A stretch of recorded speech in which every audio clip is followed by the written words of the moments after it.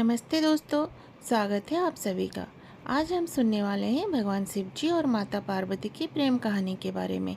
तो बहुत समय पहले की बात है, जब भगवान शिव जी कैलाश पर्वत पर हमेशा समाधि में लीन रहते थे। वे शरीर में भस्म लगाते स्मशान में रहने वाली योगी थे। उनका मन किसी भी सांसारिक सुख या वैभव में नहीं लगता था। उधर माता पार्वती पर्वतराज हिमालय की पुत्री थी। वह बचपन से ही शिव जी को अपना आराध्य मानती थी।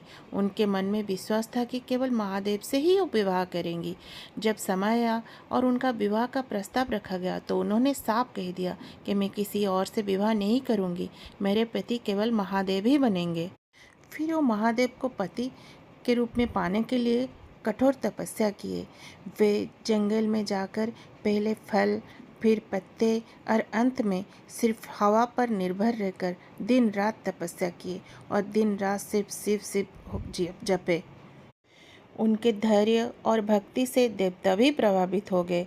भगवान शिव ने पार्वती की भक्ति देखी पर उनकी परीक्षा लेने का निश्चय किया।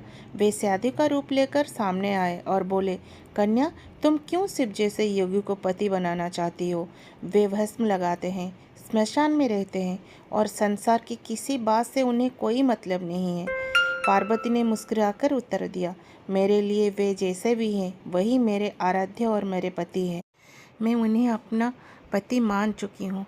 मेरा प्रेम उनके लिए कभी बदल नहीं सकता। वो जैसे भी हैं वही मेरे आराध्य है। यह सुनकर शिव जी प्रसन्न हो गए और अपना दिव्य रूप प्रकट किया। उसी समय देवताओं, ऋषियों और गंधर्वों की उपस्थिति में शिव जी और पार्वती माता का भव्य विवाह हुआ। वहाँ हिमालय पर्वत के राजा भी स्वयं उपस्थित हुए। सारे रस्मों रिवाज विधिपूर्वक निभाया गया।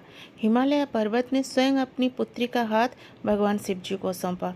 पूरे संसार में हर्ष और उल्लास छा गया। शिव और पार्वती का मिलन शक्ति और शिव के संगम का प्रतीक बन गया। तभी से ये कहा जाता है कि शिव बिना शक्ति अधूरे हैं और शक्ति बिना शिव अपूर्ण है। यह कथा हमें सिखलाते हैं कि सच्चा प्रेम और अटूट विश्वास कभी व्यर्थ नहीं जाते। पार्वती जी के धैर्य और भक्ति ने स्वयं महादेव को प्रसन्न कर दिया। तो कैसी लगी आपको ये कहानी? ज़रूर बताइएगा। धन्यवाद।